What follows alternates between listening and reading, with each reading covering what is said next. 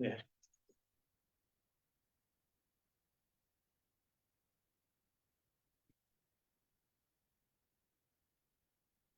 Good, Patrick. Thank you. Good evening, everybody. Welcome to the Town of New Windsor January 2024 workshop.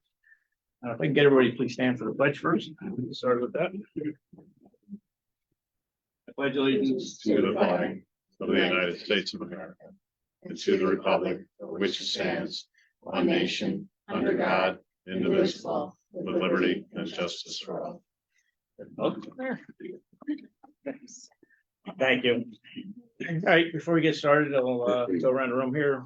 With us tonight, we got the entire town board. We got Councilman Steve Moreau, Councilwoman Sylvia Santiago, Councilwoman Eve Lincoln, Councilman Charlie Bro, our Highway Superintendent Anthony Fayio, our Town Clerk Patty Corino. We also have with us our Assessor Todd Wiley, our Receiver of Taxes Sue Scheibel, our Deputy Town Clerk Kathy Mackey, Police Chief Dan Valeri, so we're hiding in the corner, and our Town Attorney Dave Ziga. And Patrick Mangan is on our keyboard there. First, I want to just wish everybody happy and healthy New Year. It started here. So the first thing on the agenda tonight is just the organizational meeting for this coming Wednesday. It's where we just establish organizational policies and adopt governing documents and so on. It's going to be a pretty lengthy meeting. We got right now 78 items on there, so bring your coffee, folks. Second on the agenda I have here was the so what I'm going to start doing in 2024 is I'm actually going to bring back infrastructure meetings. If you look in there, I think I left you guys a schedule. Basically, it's going to be meetings between right now we're doing on Tuesdays. It would be the town supervisor, our water sewer operator, our town engineer, our attorney, the paralegal, and you just go over kind of day-to-day stuff, just getting everybody up to speed and what's open and what's not. This is going to be a little more broader. I'm going to have a few other people. Same thing. We got planning and zoning, or same other actors that were going to be in there. The attorney as well. The highway superintendent invited the chief of information technology, and other staff as we see fit. So what we do, you guys see the sample there draft. Some of that stuff is going to be actually taken off because stuff was already done, but it's basically to get everybody in all the departments that are involved in different projects all on the same page with things, so everybody knows what's going on, who's getting what permits, and what kind of buildings going on. And so we're gonna, and as I get it, I will inform you guys to let you know where we're at with different projects. And if you guys have any questions, certainly you have that kind of agenda there. It's the 16th, our first meeting. I'm sure the agenda will be revised. When it does, I'll send it to you guys. You got any questions or anything, you can just reach out to my office and we'll talk about it. So just to get everybody on the same page, so there's no questions about anything. Moving on to the next one's the ethics disclosure form. So as you know, the ethics board has redesigned our form. Was brought up a couple of months ago in the meeting. The reason I come to find, I actually met with the board on the 4th. They had a meeting here. I introduced myself and talked to them a little bit. Kind of got behind. I know we did have a question on the ethics board in reference to any household members in there. I think everybody pretty much, I believe, liked it, the exception of that. So I had asked them what was their thoughts behind it, and lo and behold, they show me in our town code, our chapter 25, it actually includes any household member in there. So it's actually a code thing. So it's in there, and I get it. They're just following the code. So I told them it looked good. I believe if we liked it, we'll just adopt it on Wednesday, and then the town clerk will start handing it out to everybody, and we can fill that in. Everybody okay with that? I mean, good, all good. The next item on the agenda is our engineers professional services charges for 2024. This is the new fee here. There is a slight increase. There's a bit of an increase that's going up to the applicant, which is a little more than the increase going up to the town. That's about a 4% increase for the applicant and about a 2.5% increase to the town fees that we pay. Myself and Doreen met with Mike Weeks from MHE, and we had a couple questions which he answered with no problem. They actually do a very good job for us. We like them. I recommend that we continue with their services. Nothing, anybody got anything? No, good. Moving on to the next item, so I have, a couple letters here that I put, I know we had talked about before. So there's, Senator Skoufis and Assemblyman Menikis. So the Skoufis letter, I had requested last month, I sent him a letter, asked him if he would, say we can give us some money. So I had requested 50,000. Doreen and myself and Senator Skoufis went back and forth with things that they needed, stuff that were budgeted items for 2024, which we sent them. I think I gave everybody the letter that we received back from him, that he's, it's work in progress. He's going to send it to his proper people to get approval, hopefully. So hopefully that's going to happen soon. The ECAS letter too was which is going to be talked about a little more down on the recreation master plan thing, but the ECAS letter was 40,000. Now I'm asking from him. I've had some back and forth with him in reference to the master plan for recreation, and we'll explain a little more on that. So hopefully we got 90,000 on the horizons there, thanks to our local senator and assemblyman. As soon as I find that, I'll let you know. We'll move on with that. So I had asked, I know there's we have right now, I believe it's a 4-year paving plan. I spoke to Anthony and asked if perhaps we can do something, maybe we can add a 5th year for the Stewart roads. I know the Stewart streets out in the airport are complicated, and they're complicated for a few reasons. Aging infrastructure under all the roads right now. Most of the roads out there, if not all of them, are all concrete roads back from in the day. Some of them have some capping on them, some of them don't. If anybody's been out there lately, you can see those roads are absolutely horrific out there. They're just taking an absolute beating out there. We have a subdivision, the Grove up there, that people live in, got to come in back and forth. We got some business out there. I know the current property owner out there that owns 100 some odd acres out there is looking to sell his property. And we have buildings out there too. So I'd ask Anthony if he can come up with some figures. So correct me if I'm wrong, Anthony, it's about 15,000 feet of road we're looking at. The roads that Anthony came up with, he's saying it's about $600,000 to really give some patching and some 1.5-inch capping of them. The downside of that is there's some recommendations that, so when they put this blacktop on, some companies will vibra roll them. So when they roll them, creates an underground mess, if you will. Some of the infrastructure, water and sewer out there are so old that they're afraid that it could damage that, and we could be digging them up. I did say, though, to be quite honest with you, if we were to pave every ounce of road out there and the vibra roller caused us to dig up 15 holes, it'd still be a better road than it would be the ones that are there now. So we're going to talk, I'm going to talk to Anthony a little more, see if we can't, like the main thoroughfares in and out of the airport up as far as up to the Grove and out of the Grove, and then maybe to cut through, we can see if maybe we can do it. It's definitely going to be a Band-Aid. To really do it the right way is we'd have to dig them all up. You'd have to replace the infrastructure under them and then pave them. We're talking millions and millions of dollars, and that's still not a short-term fix. I think Anthony agreed that it was definitely going to be a Band-Aid for us, right? Yes. So, we're looking at about, like I said, around 600,000. I'm going to I have a bonding meeting with Doreen, our comptroller, in 2 weeks or so.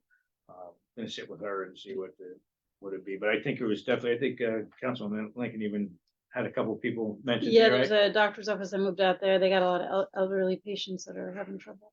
Yeah, they're rough. They're rough out there. So I think I think it would probably benefit us to add a 5th year to this and get those roads cleaned up a little bit. And I'll get back to you with that. Moving on to the New Windsor Volunteer Ambulance Corps, the schedule of fees and also the regular schedule of fees. I have I think I sent everybody has the schedule of fees with you, right? I give you a copy of what New Windsor Ambulance Corps. So they're Medicare. They're in the standard schedule of fees now. They're Medicare rates and they're going up. If you look, the first one for BLS goes up 100, the ALS is 100, the ALS number 2 goes up 100, and the rest are 10, 35, 50, same. So this is embedded in our regular standard schedule of fees, which will approve this schedule in Wednesday's meeting. I just wanted to make you aware that this is something that's governed by the government anyway. So they just have to make us aware of it. So that's going to be a change in the standard schedule of fees for Wednesday night's meeting. 472 Temple Road. This is the old the old hair salon there across from Schlechender's. So that became vacant at the end of November-ish. I asked the buildings and grounds guy to go out and get a $120 sign he put up for rent, and I had literally over 20 phone calls on it. I had our assessor do a market analysis on it. Todd came up with he put a number on it, and it's just a guesstimate number. It's not something we're held by, but he put a fair market. It's a 528 square foot rent space for $13.50 a month. No one balked at it. We finally, I finally had a woman that was from a hairdresser that was interested in it. She's interested in a 3-year lease with a 2 or 3 2-year rollover leases if we wanted to do with it. Yeah, mutual options with an increase on it and everything. So we're getting 500 a month now. We're doing 1350. So it's like 16,000 and change, 16,200 a year revenue up from that. So, and there's a lease, a comprehensive lease that our attorney did. We sent it to the potential renter. She has it. Matter of fact, they were ready to go drop a check off to us. However, we're bound by, we have to put it on a table for 30 days for a permissive referendum. So 30 days the public has, they can come and either complain about it or talk about it or show why they don't like it. After those 30 days, if no one comes back or we don't hear anything, we're just gonna sign a contract with her, get some money and get it rented and start our revenue stream with that. So that's one down. We got 2 other ones to go out at the airport. We're gonna and I'm just to touch on them really quick. We do have 2 vacant buildings at the airport right now that are town owned that I'm gonna start after these meetings are over. I'm gonna start marketing them and see if we can get some people to rent them too. Our comptroller loves to hear revenue. Next thing on our schedule is the dog parks schedule fees. So I actually talked to Patty, the town clerk. We did have a couple of brief discussions with a few other town board members. I spoke to briefly Sylvia too as well. My plan was to the dog park that we have right now for New Windsor residents, they pay $45. I was going to propose it for free. I did have a couple of people, no pun intended, a couple of people barking at me in reference to the free. So I was thinking about maybe going down, maybe cutting $20 off and make it 25. So for residents, just my thought, make it $25 for town residents. Listen, it's something I look at it as like any other park in town. We don't charge people to come to our parks. This one, I know we've spent millions on our parks for the kids. We spent, I don't know, this was probably 60,000 we spent on this park when it was done. I don't see, I'll probably be dead and gone before we ever recoup that money. I don't care what we're charging on, even if they were all non-residents. So I just think, the residents in town, especially the ones that use it, I think should get a little more of a break than we're giving them. I know this was new to us when we did it. So, I'm going to propose $25 on anybody has any, just for that.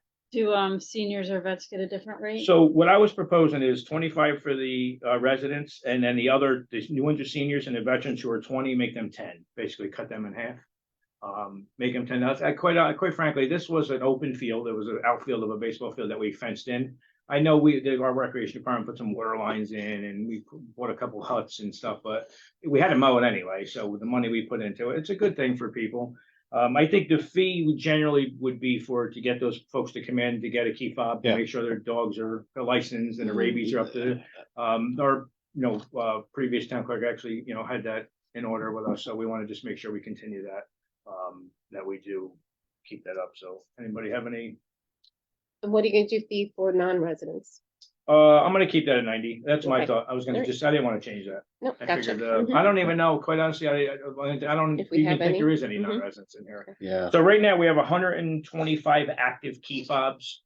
I believe there's 154 active dogs that go to the park.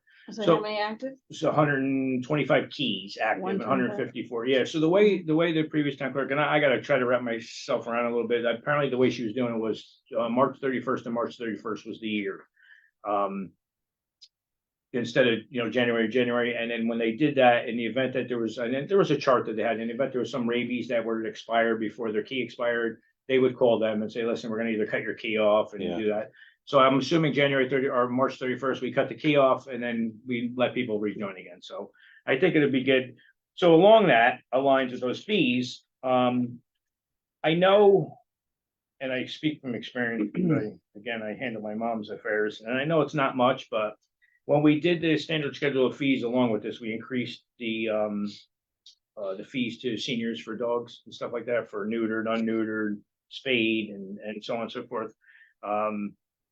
Basically the charges, the max charges are $350, $7, and $10.50, and that has to go with how many years you get them. And I was looking to just for the seniors to cut that back a bit too. And when I say, well, it's $350, make it $250, what it used to be. You're talking about registration. Registration for dogs. It used to be 5, it's now 7, bring it back to 5, and the $10.50, make it $7.50 again for the dogs. I gotta tell you, the revenue that we took in, although it's counted as a revenue stream for it, the revenue we took in from just the dog park itself was $4,000 last year. So I don't think it's gonna, I'm sure the comptroller doesn't want to hear this, but it's not gonna break us to 4,000 for You're that. also suggesting to reduce the fees for everybody. For just the seniors. Oh, just the Just seniors. the senior Okay. fees, yeah, because they're the For ones that, registration. for registration for Yeah. dogs, they're the ones that get hit the hardest, honestly, Yeah. they make the least, and And some of We them, get that's all they have. yeah, Yeah. quite honestly, they do. And believe it or not, when we did raise it, I didn't realize how many seniors actually it bothered, of the increase. So, a dollar's a dollar for them. So like I said, if anybody has any objections to it, we'll just, we'll go with that. It'll be, No, Like, but along the same lines, I think I just want to confirm. I think last time I checked on the website, I wanted to make sure there's a way you could electronically send all your registration documents and then maybe pick up your license or your, the little tag and the key fob like after hours somewhere at the PD. Like if you can't get here during town clerk hours, isn't there a way? yeah, sure. could do I'm sure that. they could do. I know, Yeah. I know that Patty, and I don't want to speak for her, but I know she Mhm. plans on doing a couple, maybe a Saturday a month and Okay. some nights, Yeah, some we late do nights. one Saturday a month. I just have to. Yeah, put she it up wants to one get Saturday order. A month, and then one night a week. I'll stay. Okay. And I'm sure, I don't know if you want to maybe do something like that, if you have somebody that's, Oh, yeah. falls on a time constraint or Yeah. something, you can leave something for If them. someone called and said, I can't get there, Mhm. I would stay. Okay. And I think there was, I don't know if you were doing, I think Patty was in some talks with the recreation department in Yeah. references to, so they're trying to work something Yeah, out. I just sent them because he wanted to know like how many dogs. Yeah. Would go to the park because he had no idea. So I just emailed him all the information about the fobs today. Right. Work in progress. We'll get it.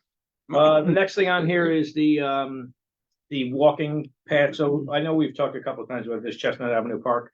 The last time Councilwoman Lincoln brought it up, in reference to the path, I actually ran out there. Our buildings, so the path definitely was like walking through the Grand Canyon. It was not easy to get from Chestnut Avenue. So for anybody, you'd have to look it up, but Chestnut Avenue Park is actually at the end of Hickory, between Hickory and Chestnut Avenue. It's a bit of a hill to traverse to get down to the park. I went out there, there's a bunch of dips and it's, it was a bit treacherous. So our buildings and grounds went out there one day on my direction, and they went and put we have millings at the highway department has millings. They made it a little easier walking path. They're not done with it. The weather hit and we got to do a little more with it. We're going to, the path now is pretty wide now, so I had to put a big stone in front of it so people don't drive down it. We're going to make the path a little better. We're talking about maybe, perhaps, I know what the recommendation was, speaking to Dave. So when I was out there, I saw the hill, and I know I get it from the park. And I asked them to maybe make up some sort of sign. So we're going to do some signs just so you kind of have an idea what we're going to do, that it's a steep grade and walking path only, and because it could be a bit, some people could look at it and be like, so Dave went out to look at it, and I'm not trying to mitigate our liability. I just want to let people be aware that it is a steep grade. If you plan on going down there with a baby carriage or something like that, just use caution. Or there's an alternate entrance, so you can either get dropped off or go down to the end of the park. So maybe some sort of handrail that goes down a hill, so we're going to put some signage up. So it is getting attention. Yeah, it is getting attention. I know there was some talk in reference to, I know it's been a, kind of a hot topic. It's a pocket park. Do we want to put parking at the end of this thing? I spoke to a resident who actually was part of having this park in there. And he wants to sit down with Eve and myself to maybe talk more about some options to make the neighbors happy and for people to get in there safely. So, just want to say thanks for expediting that. There's been a lot of good feedback in the neighborhood. So Good. everybody's very happy. I could, yeah. So we'll do more of that. The next item on the agenda here. So I don't know if you remember last month, Senator Scuvis wrote that letter about the 485B exemption. I kind of read it, and now that I'm here more often, I was able to sit with our assessor, and he explained how it worked and what it meant. So I had actually called Senator Scuvis to follow up on his letter in reference to what he was looking for, and he doesn't really think that his letter is going to actually get passed on the floor. That he thinks that he's trying, but I get what the point is that. So there's two type of, and Todd, jump in here, please, if I'm misspeaking. I'm going to have Todd speak. I mean, there's two types of tax incentives or breaks, if you will. The 485B, which is a business exemption, or you can go to the IDA. You can only do one or the other. You can't do both. The 485B, I believe, is a local business exemption, right, Todd? Yeah. So, and I'm going to let Todd get into more. So the difference is if you have the 485B, and I think what Senator Scuvis was trying to get at, if anybody uses this and they use this exemption, they don't need to hire local labor. That's Basically, 485. They 485, they do don't. not. They do not have. They to. do not have to. The IDA, if they go to the IDA route, there is a caveat or closing, or they do. So I'm gonna, and it is, I'm learning this, that it is revenue neutral. So if anybody does it, when I say it's revenue neutral, it's not hitting us, but what it's doing is just spreading the tax burden throughout the rest of the tax burden. So Scott, if you could just explain it. So my goal is that, what do we want to do? Do we want to opt in or opt out of this? We can opt in. I spoke to Scoopus. We can opt in and opt out on a Tuesday and opt back in on a Wednesday, but it doesn't matter.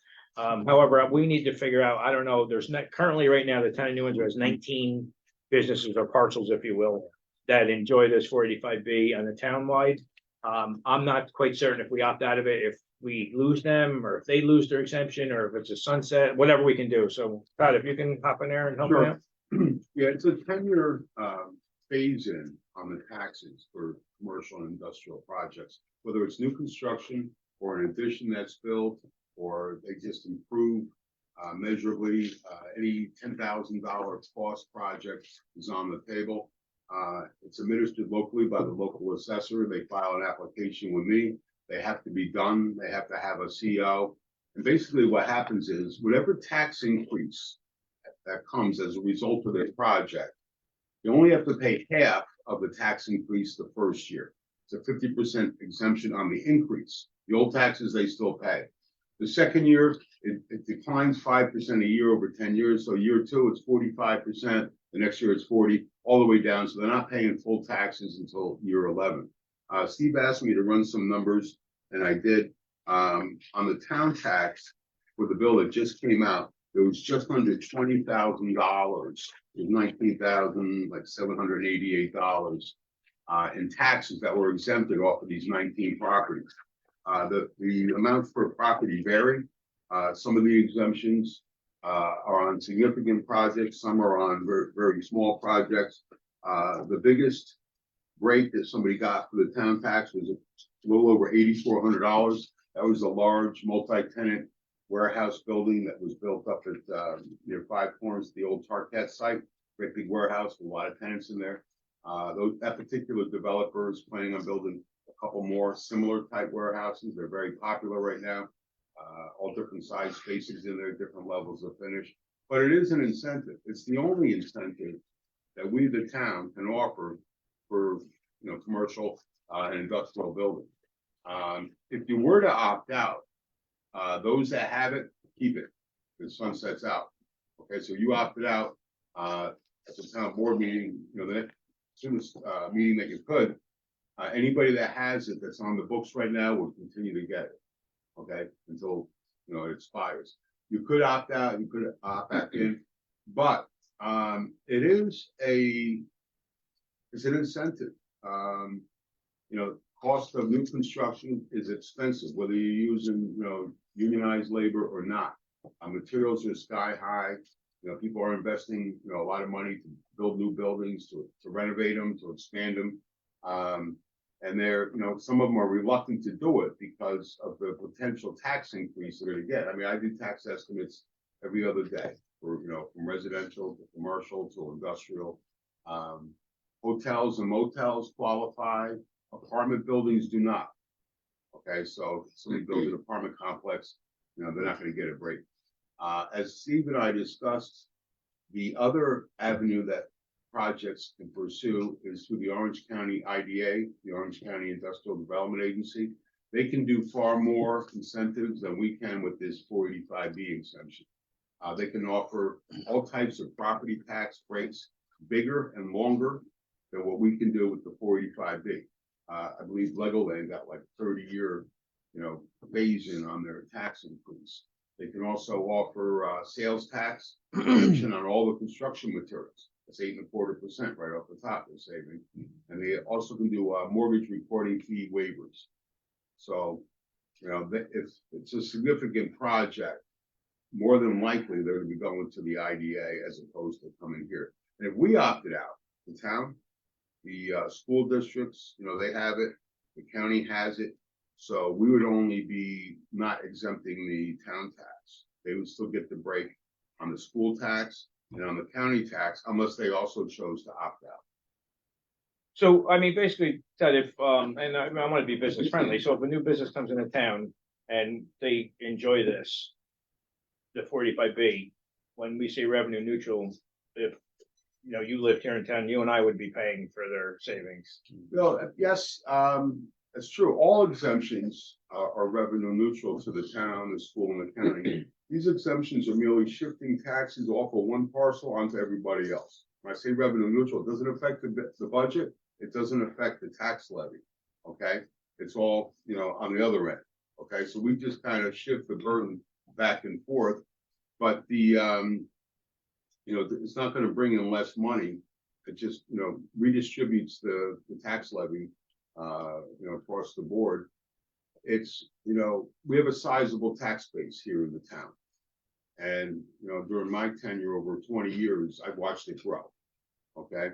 And, you know, as the town tax base gets larger and larger every year, you know, even like $1 million in taxes, you know, when you include the school, the town, and the county, it's really not that much. It's less than 1% of what we're levying out between all the special districts and the schools. So, No. I mean, you hate to talk like, it's $1 million, Yeah, but, right. you know, to the individual property owner, it could be the difference as to whether or not they go in New Windsor or Montgomery. Now, I am a supporter of incentivizing certain types of projects, you know, particularly if it's going to employ a lot of people and with strong wages and benefits. I mean, that's what everybody's chasing, you know, and these companies, they know, they say, well, what are you going to do for us? And they'll, you know, they'll talk to the Orange County IDA, they'll talk to the Dutchess County IDA, and they kind of shop it around.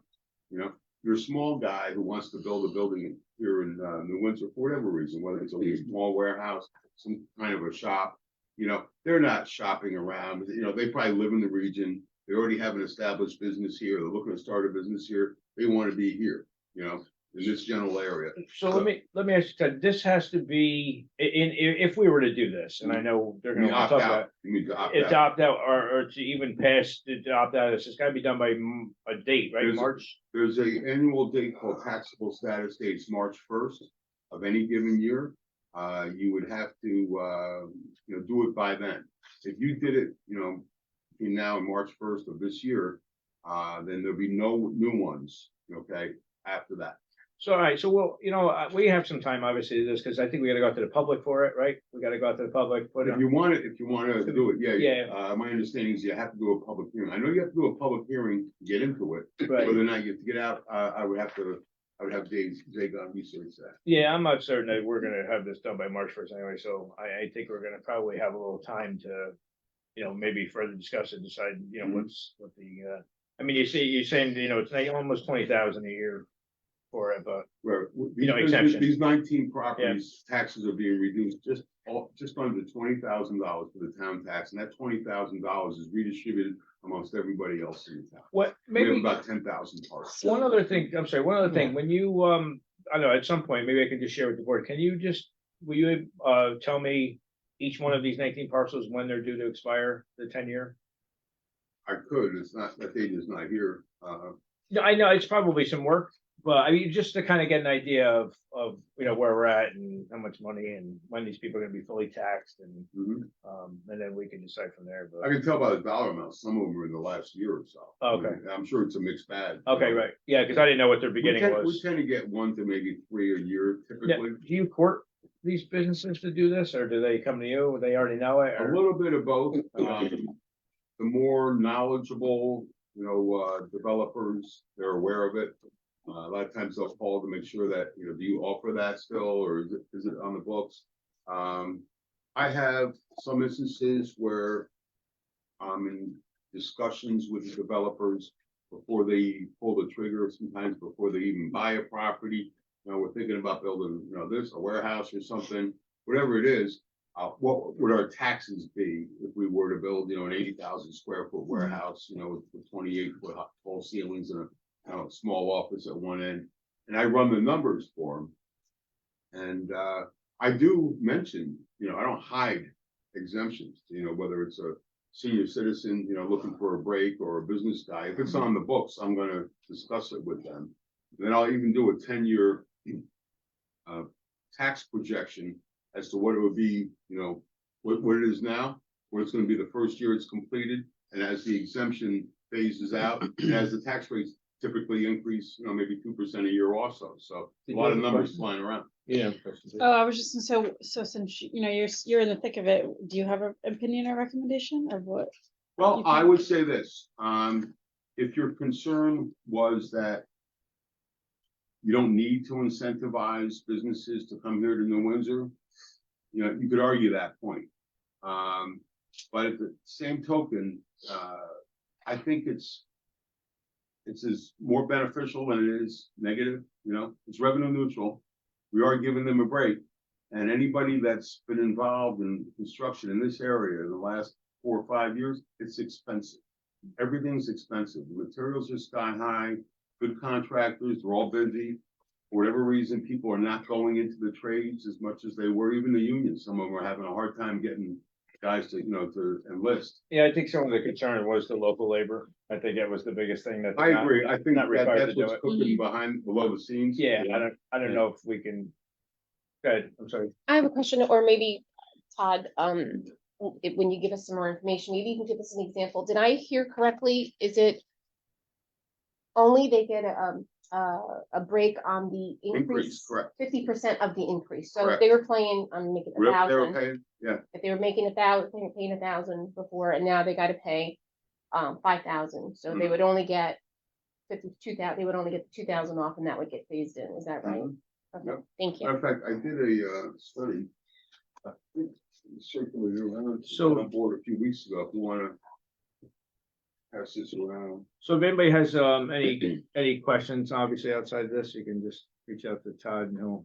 Well, I want We'd love to to say talk. one other benefit. Okay.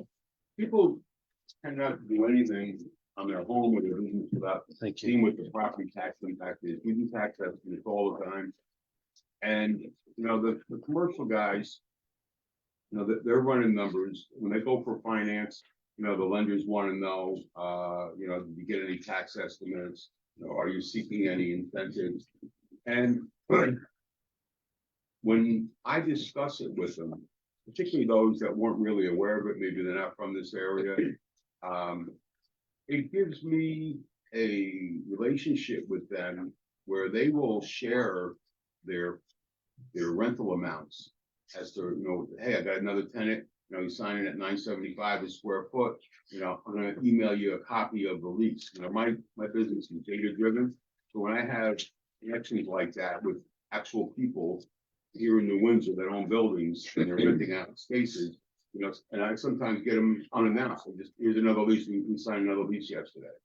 So, and those leases are valuable to me as the assessor because I can use it as lease comparables when I'm valuing other properties.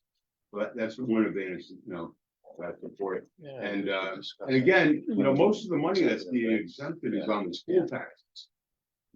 School tax is the big tax. The town tax is, typically anywhere between 17 and maybe 20% of the total taxes, depending on, what special districts they're in or not in. There's no exact So ratio. we got a little time to talk about this. So Todd, if anybody has any questions for Todd, above and beyond with this, I appreciate you coming. Thank you Yeah. for Yeah, that. yeah. Thank you. We can Very ask much. Todd some questions and Yeah. we can go wait. We'll discuss. We'll Yeah. discuss a little further, Yeah. see what you guys want to do. Yeah. Just moving on. Todd, it wouldn't be rude for you to get up and leave too if you want. Well, if you insist. Steve. Yeah, I'm gonna give you an out. You can bail if you want. Thank you. The next thing, and thank you again, the next thing on the agenda, just wanted to give everybody a heads up, the PBA, the Police Benevolent Association, the CSEA, both unions here in town are out of their contract right now. I'm in the middle of negotiating, I negotiate with both of them. The PBA, after talking to them, they've actually gone back to their union already and ratified it and voted on it, and they're okay with it. I will share when this won't be till next month, so in the next week or so, I'm gonna share with everybody what what they've agreed on. Honestly, at the end of the day, it's up to us whether you guys want to do it, but I did negotiate with them. The CSEA, we're almost done with it. I'm waiting for one more thing from our comptroller. She's just doing some numbers here, and then I'm gonna present the numbers to them. And we're just about done with them, except this number scale. And then we'll be done with them. Again, both will be in February. I'll leave everybody what was negotiated. What I'm gonna probably do is leave you both of their contracts redlined. So you can see exactly what was negotiated, what was good, what was bad. He's like, I've had, for the most part, I've had the department and the police chief came in with me to do the PBA one and, his concerns and the CSA, the same thing with some of the department heads. So. Can you tell us, like, in some substance, what, was anything new or unprecedented asked for, or is it just standard? Money. I mean, they all want money. Everybody order. asked for, they were asking for, normal money with the percentages with their different ranks in the police department. Yeah. Some, shift things they were asking. I gotta be honest, it was a very, very easy lift. They were not, fighting with anything. The chief came in, had some concerns that they all got to the middle ground with same page. They did it. And they were good with it. Like, again, I'm gonna share with everybody. We don't, it's the red line copy is going to be the stuff that they were looking for. You'll see what they were looking for, the changes and the percentages, the cost sheets, everything. And then we'll, we can discuss it at the workshop next month. But if you have any questions in the meantime, by all means, come up to me and we'll talk about it. I had probably, 4 or 5 meetings with each. So, I started it right after I won the election, so we can get it because it expired in January. But we had hopes to put it to bed for this meeting, but we just, by the time who was off and around. So, but I will share it with you folks as well. With that, I know the handbook's been kind of a hot topic. So that handbook, which we do have now, we do have a handbook now, and we all know that we've adopted it in, I think it's 2018. Dave has it. I have marked it up with things that need to be edited. So it's since 2018, so it's old, some of the stuff in it. If I'm going to distribute it to you guys, the marked up copy, you guys want to have some concerns or something, the handbook probably won't be put to bed with both unions for the February meeting, but there's going to be a caveat in their negotiations that we're going to probably do a separate MOA with that. And the reason that is because there's also a civil service section that we need to talk about, which is going to probably take a few months for us to get on the same page, and we don't want to get too far behind on percentages with their comptroller. So Sorry, so who revised the handbook? so the handbook we have one. Yeah. For years we've gone through it between the unions and the attorney's office have marked it up. So what happened was 2018, the handbook was adopted by the town. I was the union president for the CSA then, and the PBA had their president involved. The unions felt there was a lot of mandatory points of bargaining in the handbook that were being shoved down our throat, basically, if you will. However, in the beginning of the handbook, there's a caveat, and if I'm on the town side now, not the union side. Then in the beginning of the book, there's a caveat in there. It says if the police department, for example, is policy driven. They have general orders, they have policies. So anything in the policies would supersede the handbook. The CSA is the same way. If they had something in the collective bargaining agreement, it would supersede the handbook. I think basically Dave rewrote the whole thing, took excerpts of both contracts and basically put it in the handbook now. And you'll see it. I'll give you copies of it. And he, kind of made it a little more user friendly for both the part timers and full timers. So back in 2018, it was agreed on when the town board adopted it that would only be used for the part timers because the PBA and CSA in substance didn't agree with the whole handbook. However, Dave's like, I don't know if it really works that way. It was adopted by the town board. It should go for all employees. So we're negotiating in good faith with them. We're gonna have them have input again. We're gonna send it out to them after we're done, mark it up. What do you guys like, don't like? So it's gonna be part of the contract. It's gonna be part and parcel to that where they're gonna agree to do something finally and put the handbook to bed. And there's things in there where it gives you unrestricted use of the chief of staff. Well, we don't have one, so we're going to take that out. Stupid things like that need to be fixed. So again, we'll give you guys copies of them once we redline it, and you see if you want to pick it apart yourself. When are you trying to vote on it? So the handbook is probably going to be months out, because what happens, we got to send what we want to their attorneys. Their attorneys are going to say, well, we feel this, and it's just going to be a little bit back and forth. But it's going to be tied to something with them. I can tell you, it'll go. I think they're going to be. It's a whole different mood with them, so I think it'll work out. I think it'll work out for us.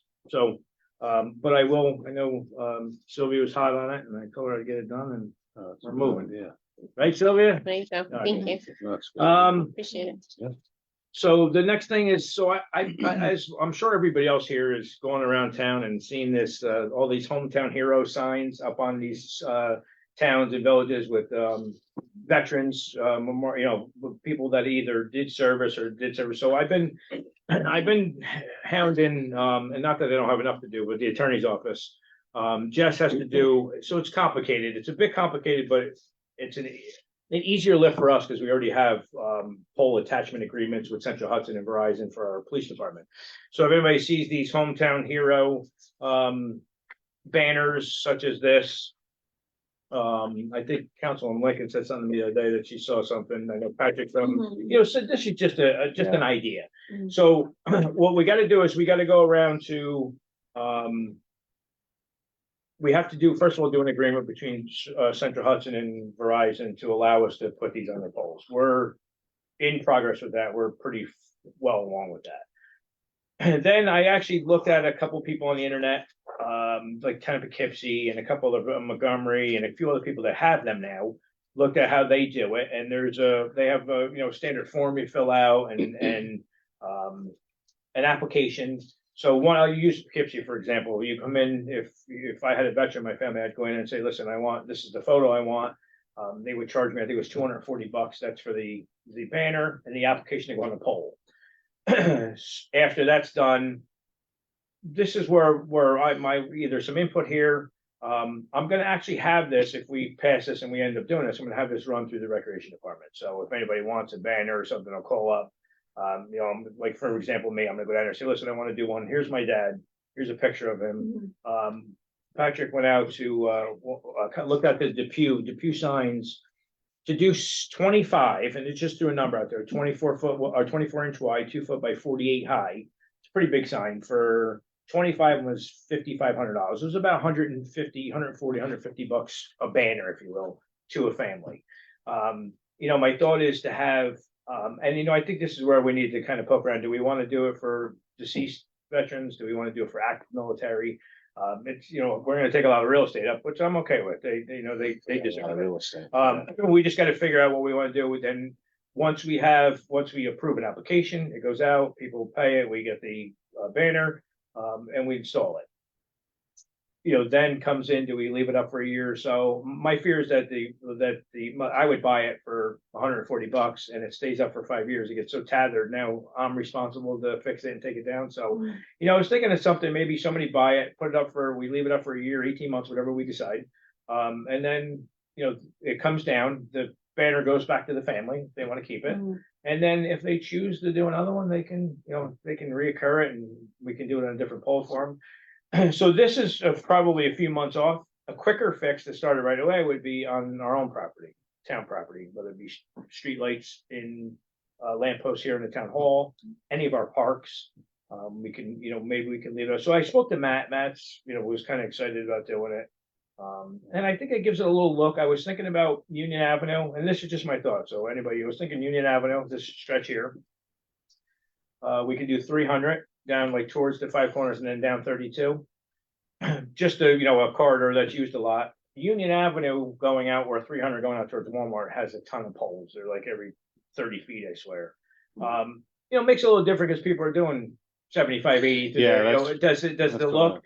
But, I think it's gonna be, especially for the family that wants to see it up, they may, they I may think be it's okay. just gonna be a matter of where we do it. Exactly, they're gonna be strategic spots that I think Yeah. you're gonna have to put them, that'll be. I find I'm always looking at them when I I drive haven't up hit 90. 50 miles an hour on 300 in probably Well, 4 years. so I was gonna say the tough part about it is the traffic, so you're gonna see the same Stare at face it. over and over and over, which I think they We deserve it. talked about Marlboro, of course, you go up through 9W, and Yeah. it's beautiful, but you're doing 30, 35 miles an hour, so you can see them all. Yeah, I mean, You know? like maybe on the bottom, and thank you for your service or something like that, something that would be I'd like nice, to but I be think able it'd to be a good, and it Put them in a place where you're not doing 65, so you could at least see them. spin a different look on the town too, because, I like I the know town. we're not the Main Street community, but let's bring it a little more. Oh, But I mean, think there's some places where you could use them, they would be seen. But you're Yeah, yeah. talking about 9W, that's not, that's not really a village. It's not, You know, you're zipping through too, Yeah. but you see them, yeah, So some of those signs, some of the pictures are old, man, you Yeah. can tell this. but it's fun, I like that. Yeah, it's very cool. Ultimately, we're gonna Yeah. have to, we have to do probably a town board motion, I believe, for the pole attachments, I think, with such Hudson and Verizon, which the parent Marina has underway pretty far. She's been dealing with. The town property idea is interesting. Well, We the hadn't town thought- property's those poles. instant. That's right away. So even if we were to do a couple, if anybody had some, whatever, we can Yeah. do something. We can try it. We can get a photo of somebody, we had, there's a couple people that were in town here that have had either their kids lost in the line of duty. I know Yeah, in yeah. the last 10, 15 years ago. I would not be opposed to us going out and buying that one and putting it up I or would, something, I would say I'm gonna Um, work with Matt on it, but I'd love the Yeah. opportunity for a business or family to sponsor these. 100%. campaigns. Yeah, 100%. So I think it'd be good. I really think it'd be good for the. Can you check, or maybe I should, but can we check to see why they either did veterans that had passed and alive or not, or what? the Yeah, no, reasons I were? think, well, I honestly want to put that on Matt. I got enough to do. Let him I do mean, it, I think yeah. this is a good idea, I want to do, but if Matt can do some more research on it, his staff and Yeah, it's a and couple whoever bucks. else wants to work, I don't care about it. I love some of those photos are all, and they're, That's cool. those guys are, they're Oh, yeah, they're there squared was- away, and Yeah. it's nice to look at that. And they But it put- also brings a lot of for the history. Current member, like, True, absolutely. Some kid of them that put their got in seal or and you're whatever. excited Yeah. about it, Well, you Yeah, can do some put both. their seal Yeah. on it, and listen, there's a lot of moms around here that drive, their kids are in the military and stuff Yeah. that would absolutely Absolutely. Oh, yeah. love that, so. Absolutely. So that's work in progress. We're gonna do that, but hopefully, like I said, if you, I know Eve's liaison to the recreation, but if we, I'm not against doing something in the town properties here. If we want to throw some up, we can do it, faster and then we can try it. So look, Work out the Give it a shot, yeah. logistics. Yes. so we gotta call for a public hearing, just so some of you guys are aware, for February. The CDBG, DR funds, which is disaster relief. I believe it or not, I was kind of like taken back by this. So we're looking to get money from Hurricane Irene from August 28, 29, 2011. We're still talking about, so it's insane to me. So without trying to make it look complicated, we have a shot at either 3 million or 6 million. And the reason I say that is because there's, I believe this is leftover money, if I'm not mistaken. And what happens is that we had sewer plant damage back in Hurricane Irene. So the county is tied to this. This is tied back money from that. The county's tied to this in reference to whether they have to spend money on low mod income areas, and they've spent 3 million already. If they spend 6 million on it, then we're entitled to the 6 million. If they don't, we're only entitled to 3 million. So I have to call for a public hearing for February. For that's just want to bring it up. There's a good I know Jess has been doing a lot of work on this, and Dave's been in the middle of it, but it's just type. And then if we get 6 million, I would go towards our sewer plant project now, which we already got grants for, so which can't hurt, which should be a good nice little thing there for it.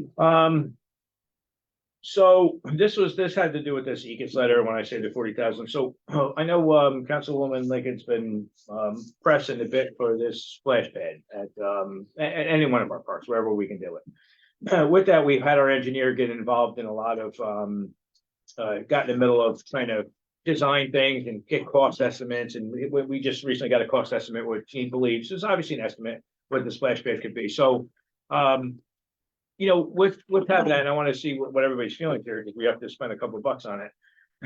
I did notice there was a couple of grants that we didn't get. recreation grants, and I had emailed either Scoofus's office or Ecus and find out, hey, listen, can we find out why, no fault of our engineer, can we find out why we need to get these grants? And a lot of them pointed back towards us not having a master plan for recreation, which is a big thing for us, and we don't have one. You know, what's your big look? What do you want to do? You know, what's your plans for the parks? And I know a lot of, I mean, I know George Head was, you know, spearheaded updating all our parks, which most of them are, you know, pretty up to snuff and basically brand new. Christie Babcock Park soon is going to have a decent chunk of land, I believe, just called parklands, 70 some odd acres out there. And, you know, which is a big piece of property there to develop. So it was suggested by our engineer that we actually go out and do a comprehensive recreation plan before we move forward with putting things in the shovels in the ground for anything, because it could put us in the mix of a lot more money. And B, it would probably make sense because they may determine, no, MHE can't do this. He does have a company that does this often. He says they're very good at it. It's probably going to be close to 40,000, which is what I asked for Ecus for to pay for this. So if we can pay for it in granting, I suggest that we do something like this. Kind of map us out. And I know you've been in the middle of it and everything, and I just don't want to see us to spend, you know, I got to be honest with you, I think it was probably a maybe bit of a godsend that we didn't get the grant for the pickleball and basketball right now, because, you know, where we were planning on putting them may not be a good idea what they're planning after we're doing some surveying from parks, because they have park alienation of property. So it's probably not a bad thing to do. It's probably a good idea that we do something like this though after this master plan before we march forward with any big park upgrades. So Did you say the name of the firm he's working with? he may have. I didn't write it down honestly. He may have. I'd be lying if I didn't say. I think he did say the name. We can poke at him or send him an email or something. I'll put it in it and ask him the name of it. So would kind of touch on any park we want to do possibly something at, and then we kind of have a big thing to either pick and choose from, or if we're going to do 100%. everything or Yeah. something. You know, and quite honestly, I think, and I know you were kind of after this, you know, or it would be just a huge bonding project if it's something in a couple different parks, you know, whether it be the gym that I think we'd all probably would love to see at one point, or you know, with some basketball, pickleball, whatever, you know, tennis on whatever, you know, something along those lines. So once, you know, he gave us a cost estimate for that. When I say cost estimate, I think it was around $40,000 from MHE for that. So that's what I'm trying to get Ecus to hopefully pay for. If he does, then it'll be a free estimate for us. Justice Court audit. This is just something that the town board has to be aware of. Every year, Nugent Hessler does our audits of the court. The court sent a letter, the court sends a letter saying, listen, our documents are ready to be inspected. Any one of the town board members can at any time go over to the court and say, hey, listen, I want to see X, I want to see Z, and they have to show it to you. And with having said that, there's an audit that's going to be done in the spring by our accountants once they do it. And I think everybody here who's been on the board has seen their audits. They're pretty comprehensive, and they, you know, pick apart things that need to be adjusted or things that need to be fixed. So that's they're there for your looking if you'd like. And the last thing here is this townwide insurance. Just so we sat down and met with our insurance company and Marshall and Sterling, and there's an increase of the 2024 insurance rates going up $85,555. So, and you know, I know this may be tweaked a bit. I know there were some questions that we had with them in reference to some of the minor things in here. If it is, I don't think it's going to be much. It's definitely going to be up, and it's not going to be down. That's for sure. But like again, we kind of poked at them couple things, and that's it. What did we estimate the increase as? It was a little more than that. Yeah, it was a little more than that. So that's one thing Doreen's good at. Yeah, no, I know. She's good at shooting for the stars and coming under there. With that is it for the public portion of the meeting. Thank you for everybody coming. Appreciate it.